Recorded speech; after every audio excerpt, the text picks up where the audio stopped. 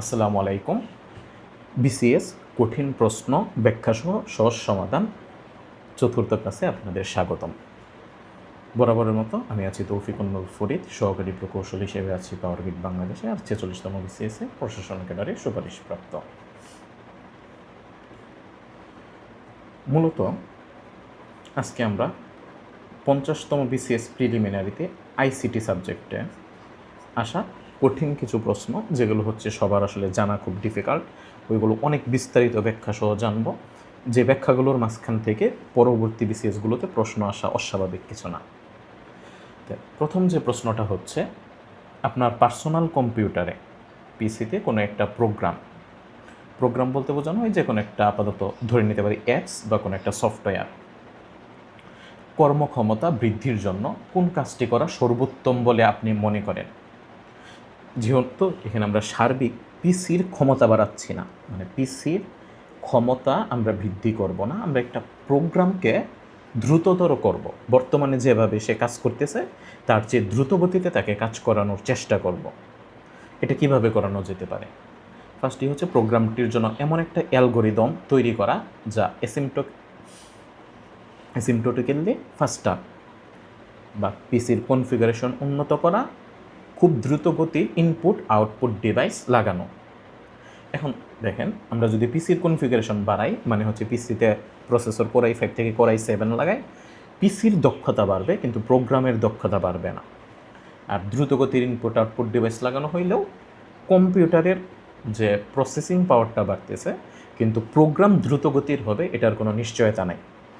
তো অ্যালগোরিদম মানে কি? অ্যালগোরিদম মানে কোনো একটা কাজ করার জন্য ধারাবাহিক বর্ণনা, যে কিভাবে এই কাজটা সমাধান করা যেতে পারে।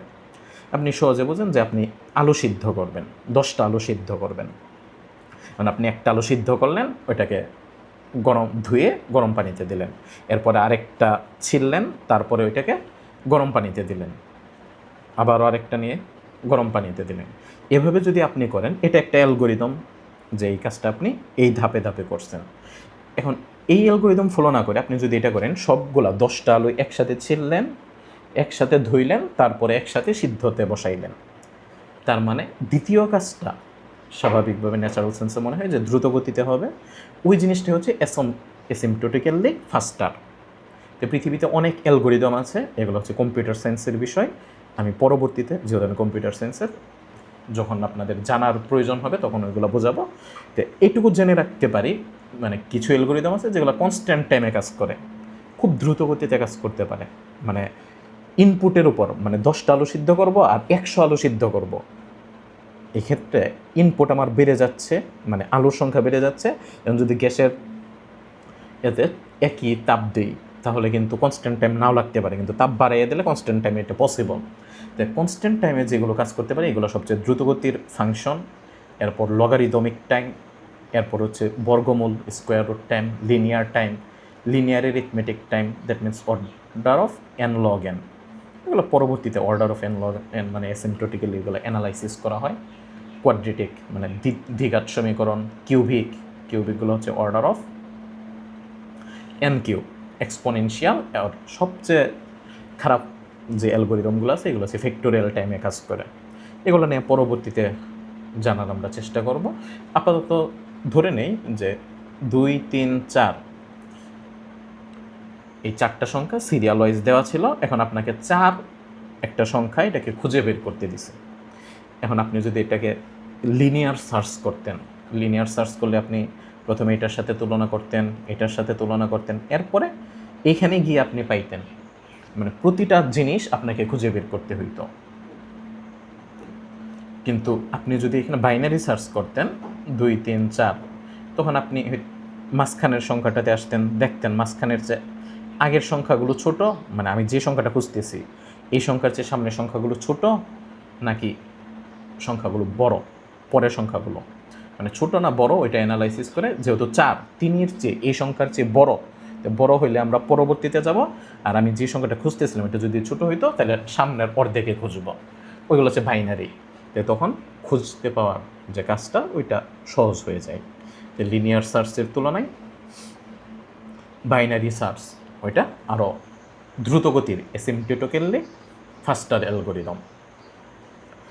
এরপরে একটা মানে এইবার 50তম বিসিএস প্রিলিমিনারিতে যে প্রশ্নগুলো ছিল অনেকগুলোই আসলে আইসিটির কোর নলেজ, মানে যারা হচ্ছে সিএসসি থেকে পড়াশোনা করছে তাদেরই বোধগম্য হবে, অন্যদের পক্ষে আসলে অনেকগুলো প্রশ্ন বোধগম্য হওয়ার মতো না, মানে ডিপ নলেজ ব্যতীত এগুলো পসিবল না, যার কারণে মানে তুলনামূলক কঠিন। টিসিপি ট্রান্সমিশন কন্ট্রোল প্রোটোকলে ওএসআই মডেল বা ওএসআই রেফারেন্স মডেলের জন্য রেফারেন্স মডেলের কোন লেয়ারের প্রোটোকল? টিসিপিটা ওএসআই লেয়ার যে মডেলটা আছে এটার কোন লেয়ারের protocol? Application layer, network layer, transport layer নাকি ডাটা লিঙ্ক লেয়ার? তো ফার্স্টে আমার জানতে হবে ওএসআই মডেল এবং টিসিপি বা আইপি মডেল, এই দুইটা মডেলে কয়টা লেয়ার আছে, কোন লেয়ারে কী কী প্রোটোকল ব্যবহার করা হয়। তো এই জিনিসগুলো জানার জন্য আমি একটু এখানে আগে চলে আসি যে ওএসআই মডেলে টোটাল 60টা লেয়ারকে ভাগ করা যায়। এটা হচ্ছে ডাটা আদান প্রদানের জন্য, ডাটা এক স্থান থেকে অন্য স্থানে যাবে, এটা আদান প্রদান করার একটা ধারাবাহিক পদ্ধতি, এটাকে একটা প্রোটোকল বা মডেল বলা হয়। ওএসআই মডেলে যে 60টা লেয়ার আছে, physical layer, data link layer, network layer, transport layer, session layer, presentation layer এবং অ্যাপ্লিকেশন লেয়ার। আর টিসিপি মডেলে কোনো কোনো বই অনুসারে 4টা আর কোনো কোনো বই অনুসারে 5টা লেয়ার বিদ্যমান। যেমন কেউ ডাটা লিঙ্ক লেয়ার এবং ফিজিক্যাল লেয়ার দুইটাকে একসাথে অন্তর্ভুক্ত করে ফেলছে, আর কেউ যেমন একসাথে বলে নেটওয়ার্ক অ্যাক্সেস লেয়ার, আবার কেউ এটাকে দুইটা ভাগে ভাগ করছে, physical layer, data link layer, তখন 5টা, নেটওয়ার্ক লেয়ার, ট্রান্সপোর্ট লেয়ার, আর উপরের যে 3টা অ্যাপ্লিকেশন লেয়ার, প্রেজেন্টেশন লেয়ার এবং সেশন লেয়ার, এইগুলো মিলে একটা অ্যাপ্লিকেশন লেয়ার। টিসিপি বা আইপি ট্রান্সমিশন কন্ট্রোল প্রোটোকল বা ইন্টারনেট প্রোটোকল, ওইগুলোর ক্ষেত্রে ধরে নেওয়া হয় লেয়ার আছে 4 বা 5, আর ওএসআই মডেলে লেয়ার আছে হচ্ছে টোটাল 60টি। ওটা চিরন্তন সত্য। এখন এই ফিজিক্যাল লেয়ারে 0 এবং 1 নিয়ে কাজ করে, ডাটা লিঙ্ক লেয়ারে হচ্ছে ডাটা নিয়ে কাজ করে, ডাটার ভুল শুদ্ধ, নেটওয়ার্ক লেয়ারে হচ্ছে নেটওয়ার্কিংয়ের কাজগুলো মানে করা হয়, ট্রান্সপোর্ট লেয়ারে ডাটাগুলো আদান প্রদান করা হয়। তো এই ট্রান্সপোর্ট লেয়ারে সাধারণত 2টা প্রোটোকল থাকে, একটা হচ্ছে টিসিপি প্রোটোকল আর একটা হচ্ছে ইউডিপি প্রোটোকল। টিসিপি মানে হচ্ছে ট্রান্সমিশন কন্ট্রোল প্রোটোকল, আর ইউডিপি মানে হচ্ছে ইউজার ডাটাগ্রাম প্রোটোকল। খুবই গুরুত্বপূর্ণ 2টা প্রোটোকল। এই 2টা প্রোটোকল ইউজ করা হয় কোথায়? ট্রান্সপোর্ট লেয়ারে যদি বলা হয় যে কোন লেয়ার মানে কোন প্রোটোকলগুলো ব্যবহার করা হয়, টিসিপি এবং হচ্ছে ইউডিপি। আর ফিজিক্যাল লেয়ার এবং ডাটা লিঙ্ক লেয়ারে আসলে ডাটা বা ডাটা ফ্রেম, একগুচ্ছ ডাটা নিয়ে কাজ করা হয়, ethernet, token ring, automated trailer machine বা হচ্ছে ফ্রেম রিপ্লে, এই জিনিসগুলো ইউজ করা হয়। নেটওয়ার্ক লেয়ারে ইউজ করা হয় হচ্ছে address resolution protocol, internet protocol, IGMP মানে হচ্ছে internet group management protocol, ICMP. এই দুটাও কিন্তু খুবই গুরুত্বপূর্ণ, আইসিএমপি এবং আইজিএমপি মানে হচ্ছে ইন্টারনেট কন্ট্রোল মেসেজ প্রোটোকল। আর অ্যাপ্লিকেশন লেয়ারে যে জিনিসগুলো নিয়ে কাজ করা হয়, যেই প্রোটোকলগুলো আমরা কিছু ক্ষেত্রে পরিচিত, HTTP hypertext transfer protocol, simple mail transfer protocol, file transfer protocol, domain name system, RIP মানে হচ্ছে routing information protocol, Telnet protocol, অথবা এসএনএমপি মানে হচ্ছে সিম্পল নেটওয়ার্ক ম্যানেজমেন্ট প্রোটোকল। এই প্রোটোকলগুলো অ্যাপ্লিকেশন লেয়ারে ব্যবহার করা হয়। তো এখানে আমাদের বলা হয়েছিল টিসিপি ওএসআই যে মডেল, এই মডেলে কোন লেয়ারের প্রোটোকল, তার মানে এটা হচ্ছে ট্রান্সপোর্ট লেয়ারে টিসিপি অথবা ইউডিপি, খেয়াল রাখতে হবে, টিসিপি অথবা ইউডিপি প্রোটোকল ব্যবহার করা হয়। ডাটা লিঙ্ক লেয়ার বা ফিজিক্যাল লেয়ারে আমাদের ছিল হচ্ছে ডাটা ফ্রেম, মানে হচ্ছে আমরা যদি আবারও যাই, ইথারনেট, টোকেন রিং, এটিএম বা ফ্রেম রিপ্লে, এগুলো ইউজ করা হয়। নেটওয়ার্ক লেয়ারে কোনগুলো ইউজ করা হয় যদি আসে, এই যে এখানে ছিল নেটওয়ার্ক লেয়ারে হচ্ছে IP, internet protocol, ICMP protocol, IGMP protocol অথবা এআরপি অ্যাড্রেস রেজুলেশন প্রোটোকল ব্যবহার করা হয়। আর অ্যাপ্লিকেশন লেয়ারে এইচটিটিপি, এফটিপি, এসএমটিপি,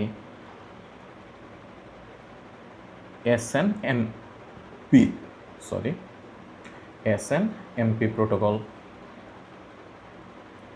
এরকম প্রোটোকলগুলো ব্যবহার করা হয়।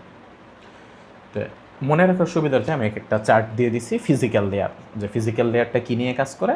0 এবং 1 ইলেকট্রিক্যাল সিগন্যাল বা বিট আকারে ডাটা আদান প্রদান করার ক্ষেত্রে ব্যবহার করা হয়। হাব, কেবল বা রিপিটার হয়ে যায়। ডাটা লিঙ্ক লেয়ার হচ্ছে ফিজিক্যাল লেয়ারের যে ভুলগুলো সংশোধন করতে প্রয়োজন হয় বা ম্যাক অ্যাড্রেস গুলোকে ডাটা ফ্রেমে পাঠায়। সুইচ, ব্রিজ বা ইথারনেটে ডিভাইসগুলোর ক্ষেত্রে ডাটা লিঙ্ক লেয়ারটা ইউজ করা হয়। নেটওয়ার্কটা হচ্ছে রাউটিং খুঁজে বের করতে, মানে ডাটা প্যাকেট কোন পথে যাবে। পরবর্তীতে একটা প্রোগ্রাম আমরা দেখব যে এই রাউটিং জিনিসগুলোর ক্ষেত্রে কোন অ্যালগরিদম ব্যবহার করা হয়। IP address, ICMP transport layer হচ্ছে সঠিকভাবে বড় ডাটাকে ছোট ছোট সেগমেন্ট আকারে সঠিক গন্তব্যে পৌঁছানো হয়। টিসিপি এবং ইউডিপি, ডাটা ট্রান্সমিশন মানেই হচ্ছে দুইটা প্রোটোকল, টিসিপি এবং ইউডিপি, মানে সবচেয়ে বেশি ব্যবহৃত প্রোটোকল। সেশন লেয়ারে হচ্ছে এসকিউএল অথবা আরপিসি এগুলো করা হয়। প্রেজেন্টেশন লেয়ারে হচ্ছে কম্পিউটার বোঝার উপযোগী ফরম্যাট রূপান্তর করা হয়। আর অ্যাপ্লিকেশন লেয়ার হচ্ছে ব্যবহারকে এবং নেটওয়ার্কের মধ্যে ইন্টারফেস তৈরি করে। আশা করি মোটামুটি বুঝতে পেরেছি। হ্যাঁ, যে ওএসআই মডেলে টোটাল লেয়ার থাকে 7টা, আর টিসিপি বা আইপি মডেলে লেয়ার থাকে 4 অথবা 5টি। আর এখানে গুরুত্বপূর্ণ কোন প্রোটোকলগুলো কোন কোন ক্ষেত্রে ব্যবহৃত হয় এই জিনিসগুলো একটু খেয়াল রাখতে পারি। এর পরবর্তীতে একটা অঙ্ক ছিল, মানে বাইনারি বা হচ্ছে অক্টাল হেক্সাডেসিমাল। এখানে 0x124 এই সংখ্যাটার বাইনারি রূপ কোনটি। তাই আগে বুঝতে হবে 0x এই জিনিসটা যখন সামনে থাকে তখন বুঝতে হবে এটা হচ্ছে হেক্সাডেসিমাল সংখ্যা, হেক্সা। আর হেক্সা হচ্ছে 4 বিটের কোড। হেক্সাতে 0 মানে হচ্ছে এইটা, 1 মানে হচ্ছে, 2 মানে হচ্ছে, এগুলা কিন্তু আরও, মানে এটা 3 কীভাবে, এই সংখ্যাটার ভ্যালু হচ্ছে 1, এটা 2, এটার ভ্যালু হচ্ছে 4, এটার ভ্যালু হচ্ছে 8। এই জিনিসগুলো জানা থাকলে সহজ হয়। তে 4 মানে হচ্ছে এই যে বলছিলাম প্রথমটার ভ্যালু 8, 4, 2, 1, 0, 1, 0, 0, এটা হচ্ছে 4। তো 1কে লেখা হবে 001, 2কে লেখা হবে 0010, 3কে লেখা হয় 0011, আর 4কে লেখা হয় 0100। তো এটাই হচ্ছে আমাদের এই হেক্সাডেসিমাল সংখ্যাটার সমতুল্য বাইনারি রূপ। আবার এটা না দিয়ে যদি 0x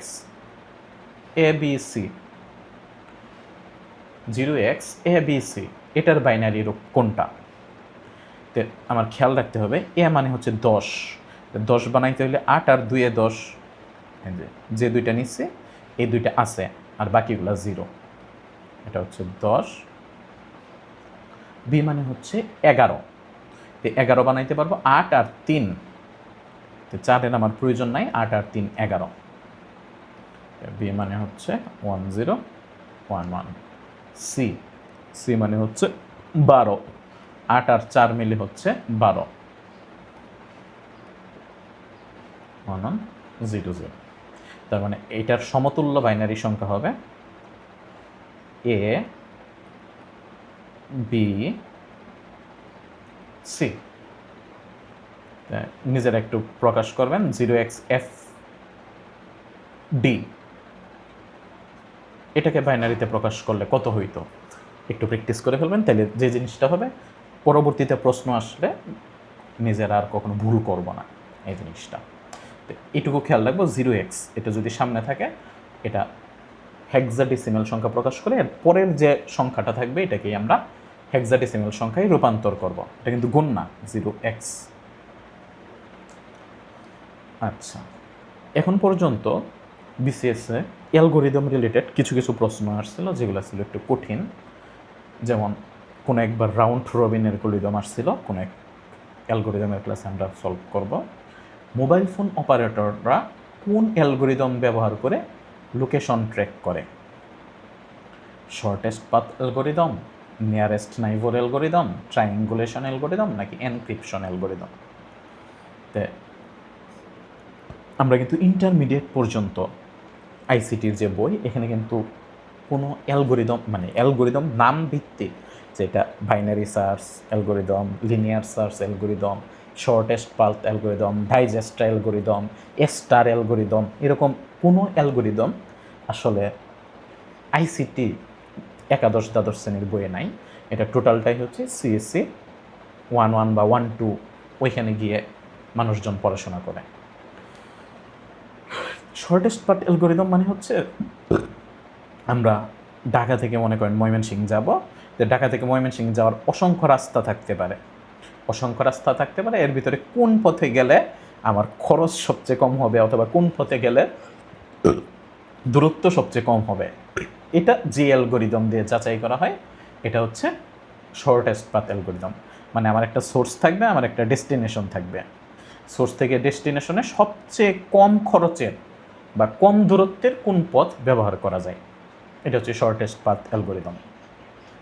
নিয়ারেস্ট নাইবার অ্যালগোরিদম, এটা দিয়ে আসলে যে জিনিসটা করা হয়, আমি মনে করেন দ্বারা যে কিছু একটা প্রোডাক্ট অর্ডার দিছি, আমি যদি মধু অর্ডার দিই, মধুর সাথে রিলেটেড কী কী পাওয়া যায় এটা তারা হচ্ছে আমাকে সাজেশন দিবে। অথবা আমি একটা বই খুঁজতেছি, এই বইয়ের সাথে রিলেটেড বইগুলো, মানে আমার মতো সমসাময়িক মানসিকতা সম্পন্ন মানুষগুলো কোন কোন বই কিনছে এটা তারা ক্যাশে মেমোরি অথবা হচ্ছে অন্যান্য মেমোরিতে জমা রাখে, তারপর ওইখান থেকে সাজেশন দেয়। এটা হচ্ছে নিয়ারেস্ট। অথবা হচ্ছে আমরা ওসিআর করি যখন, মানে অপটিক্যাল ক্যারেক্টার রিডার, ওই ক্ষেত্রে এক একটা ক্যারেক্টারগুলোকে মানে আইডেন্টিফাই করার ক্ষেত্রে, মানে আমি পি লিখছি এইভাবে, আপনি হয়তো বা পি লিখবেন আরেকটু সুন্দর করে, কেউ আবার এভাবে, মানে এক একজন এক একভাবে লিখবে। নিয়ারেস্ট কোনটার সাথে ম্যাচ করা যায়, মানে কোন হরফের সাথে ম্যাচ করা যায়, এগুলো এটার মাধ্যমে করা হয়। একটু পরে এগুলো ব্যবহারও করব। ট্রায়াঙ্গুলেশন এবং ট্রাইলেটারেশন দুইটা আলাদা অ্যালগোরিদম আছে, এই জিনিসগুলো একটু ট্রাইলেটারেশন আর একটা হচ্ছে ট্রায়াঙ্গুলেশন। দুইটা জিনিস যেহেতু কাছাকাছি একটু মনে রাখতে হবে। ট্রায়াঙ্গুলেশন মানে হচ্ছে কোনো একটা মোবাইল গ্রাহক কোথায় অবস্থান করতেছে এটা যাচাই করার জন্য টাওয়ার, যে কোম্পানিগুলো মোবাইলগুলো হচ্ছে বেস টাওয়ার এটার সাথে সংযুক্ত থাকে, মানে বেস টাওয়ার বলতে কাছাকাছি টাওয়ার, তো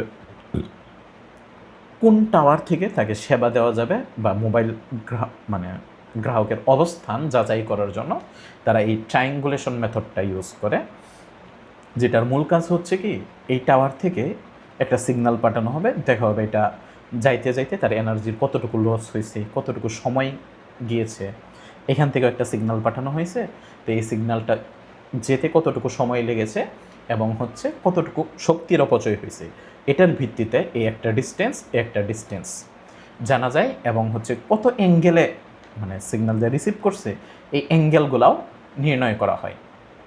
এই অ্যাঙ্গেলগুলো নির্ণয় করা হইলে আমরা কি করতে পারি, এই টাওয়ার মোবাইলের যে অবস্থানকারী তার অবস্থানটা যাচাই করতে পারি। এই মেথডটাকে বলা হয় ট্রায়াঙ্গুলেশন মেথড। তো এখানে দুইটা টাওয়ার থেকে দূরত্ব এবং হচ্ছে অ্যাঙ্গেল নির্ণয় করার মাধ্যমে এক্সাক্ট অবস্থানটা, শুধু দুইটা অবস্থান জানা থাকলে কিন্তু কখনোই এক্সাক্ট লোকেশন জানা যাবে না। মনে করেন এটা একটা টাওয়ার, একজন বলল এই টাওয়ার থেকে আমি 10 মিটার দূরে, আর এখান থেকে এই টাওয়ার থেকে আমি 8 মিটার দূরে। এখন 10 মিটার দূরে আমরা যদি একটা সার্কেল আঁকি, এটার যে কোনো একটাতেই আমরা থাকতে পারতাম। আবার 8 মিটার দূরে যে বলছে এটার ভিত্তিতেও আমরা যদি একটা সার্কেল আঁকি, তাহলে এখন আমি এই দুই পজিশনের যে কোনো একটা পজিশনে থাকতে পারি। তার মানে এক্স্যাক্ট পজিশন কখনোই শুধু দুইটা ডিস্টেন্স, মানে দুইটা টাওয়ার থেকে ডিস্টেন্সের মাধ্যমে কখনোই এক্স্যাক্ট লোকেশন জানা যায় না। জানতে হলে আমার কী লাগবে, ডিস্টেন্সটাও লাগবে, অ্যাঙ্গেলটাও লাগবে। যার কারণে এই ট্রায়াঙ্গুলেশন মেথডটা আরেকটু মডিফাই করে ইউজ করা হয় হচ্ছে জিপিএস সিস্টেমে, গ্লোবাল পজিশনিং সিস্টেম। মোবাইল আমাদের অবস্থানের মাধ্যমে যে কারো লোকেশন ট্র্যাক করা যায় যে সে কোন জায়গাতে আছে।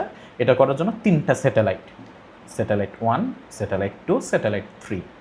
দেখেন একটা স্যাটেলাইট থেকে যদি আমার দূরত্ব বলে দিত তাহলে এই বৃত্তের উপর যে কোনো জায়গায় আমি থাকতে পারতাম। 2 নম্বর স্যাটেলাইট থেকেও যদি আমার দূরত্বটা বলে দিত তাহলে আমি এখন এই যে এই জায়গাতেও থাকতে পারি, এই জায়গাতেও থাকতে পারি। আমার পজিশন এখন 2টা।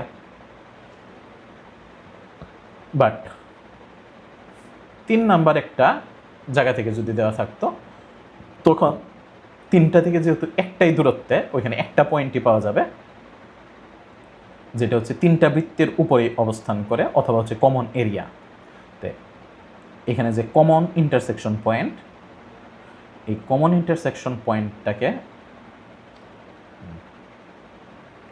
এটা একটা ইন্টারসেকশন এরিয়া, এটা একটা ইন্টারসেকশন এরিয়া, এই যে এটা একটা ইন্টারসেকশন এরিয়া। তো এই যে এইখানে যে কমন ইন্টারসেকশন এরিয়া, এইখানেই আমার অবস্থান। তো এভাবে ট্রাইলেটারেশন ইউজ করে মূলত জিপিএস সিস্টেমে, এখন যেহেতু আসছিল মোবাইল টাওয়ার, প্রশ্নটি একটু আবার লক্ষ্য করেন, মোবাইল ফোন অপারেটরটা লোকেশন, মোবাইল গ্রাহকের লোকেশন কীভাবে ট্র্যাক করে বা মোবাইলের লোকেশন, তখন হচ্ছে ট্রায়াঙ্গুলেশন। তারা কিন্তু ট্রাইলেটারেশন ইউজ করে কিছু কিছু ক্ষেত্রে, কিন্তু যদি আসে জিপিএস সিস্টেমে কোনটা ইউজ করা হয় তখন এটা হবে ট্রাইলেটারেশন অ্যালগোরিদম ইউজ করা হয়। যে আমি বলছিলাম শর্টেস্ট পাথ মানে হচ্ছে এক জায়গা থেকে অন্য জায়গায় কম দূরত্বের রাস্তা খুঁজে বের করতে ব্যবহার করা হয়। এক্ষেত্রে ডাইজেক্সট্রা অ্যালগোরিদম ব্যবহার করা যেতে পারে। এগুলোর ব্যবহারগুলো একটু খেয়াল রাখতে পারি। জিপিএস বা ম্যাপ নেভিগেশন মানে স্টার বা হচ্ছে ডাইজেক্সট্রা অ্যালগোরিদম ব্যবহার করে সবচেয়ে দ্রুতগতির রাস্তাটা দেখা হয়। দেখবেন গুগলে হচ্ছে 2-3টা রাস্তা দেখায় যে এই পথে যাইতে 1 ঘন্টা 12 মিনিট, এই পথে 1 ঘন্টা 30 মিনিট, 1 ঘন্টা 16 মিনিট। এই শর্টেস্ট পাথগুলো সে দেখাইতে পারে। নেটওয়ার্ক রাউটিং, ইন্টারনেটের এক সার্ভার থেকে অন্য সার্ভারে যখন ডাটা আদান প্রদান করা হবে তখন এই কম সময়ে পৌঁছানোর জন্য কোন রাউটারগুলোর ভিতর দিয়ে শর্টেস্ট পাথ খুঁজে পাওয়া যাবে ওই জিনিসটা করার জন্য ব্যবহার করা হয়। লজিস্টিক বা সাপ্লাই চেইন, কুরিয়ার সার্ভিস বা ফুড কোম্পানিগুলা দ্রুত গতিতে কম জ্বালানি খরচ করে যাতে গন্তব্যে পৌঁছাইতে পারে এর জন্য শর্টেস্ট পাথ অ্যালগোরিদম ব্যবহার করে। নিয়ারেস্ট নাইবার অ্যালগোরিদম বলা হয়েছে। এটা আসলে ক্লাসিফিকেশন বা ক্লাস্টারিং 2টা জিনিসের জন্য ব্যবহার করা হয়। আর এটা ইউজ করা হয় কোথায়? সুপারিশ ব্যবস্থা, নেটফ্লিক্স বা ইউটিউবে আপনার ভিডিওর সাথে কমন কাছাকাছি ব্যবহার করা কী দেখছে এই রেকমেন্ডেশন সিস্টেম তারা ইউজ করে। প্যাটার্ন রিকগনিশন, হ্যান্ডরাইজ বা হচ্ছে ফিঙ্গারপ্রিন্ট মিলিয়ে কাছাকাছি জিনিসগুলো খুঁজে না হয়। এক্ষেত্রে আরেকটা জিনিস আছে ট্রাভেলিং সেলসম্যান প্রবলেম। একটা সেলসম্যান যদি অনেকগুলো শহরে ভ্রমণ করতে চাই সে কিন্তু আবার আগের জায়গাতে ফেরত আসবে, এরকম কিছু মানে সব শহর ঘুরে আবার আগের জায়গায় ফেরত আসবে, এরকম একটা প্রবলেম। তার মানে এখানে সোর্স এবং ডেস্টিনেশন আলাদা এবং অনেকগুলো শহর সে ঘুরে আসবে।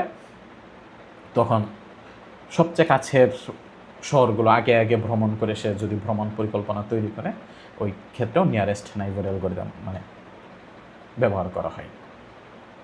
আর এনক্রিপশন যে অপশনটা ছিল, এনক্রিপশন মানে হচ্ছে ডাটাকে রূপান্তর করে দেওয়া যাতে এই ডাটা কেউ সহজে বুঝতে পারে না। যেমন আপনি আপনার প্রেমিকাকে চিঠি লিখছেন আই লাভ ইউ, এখন এটা যাতে কেউ না বুঝতে পারে প্রতিটা হরফকে আপনি কি করে দিয়েছেন আগের হরফ দিয়ে রিপ্লেস করে দিয়েছেন। আর প্রেমিকাকে বলে দিয়েছেন আমি যেটা লিখছি এটাকে পরের হরফ দ্বারা রূপান্তর করে নেবা, যে আপনি লিখছেন এখন এইচ কে এন, মানে প্রতিটা জিনিসকে আগের হরফ দিয়ে রিপ্লেস করে দিয়েছেন, যার কারণে কেউ এই জিনিসটা সহজে কি করতে পারবে না, যে এটা যখন লিখছেন আইডেন্টিফাই করতে পারবে না। এই জিনিসগুলোকে বলা হয় এনক্রিপশন, একটা জিনিসকে রূপান্তর করে ফেলা, ডাটাকে গোপনীয়তার সহিত চেঞ্জ করে নিয়ে আসা। তো আশা করি যেটুকু পড়াইছি এটুকু বুঝতে পারছেন, এটুকু একটু আয়ত্ত করে রাখবেন। ভালো লাগলে লাইক কমেন্ট শেয়ার করে পাশে থাকবেন।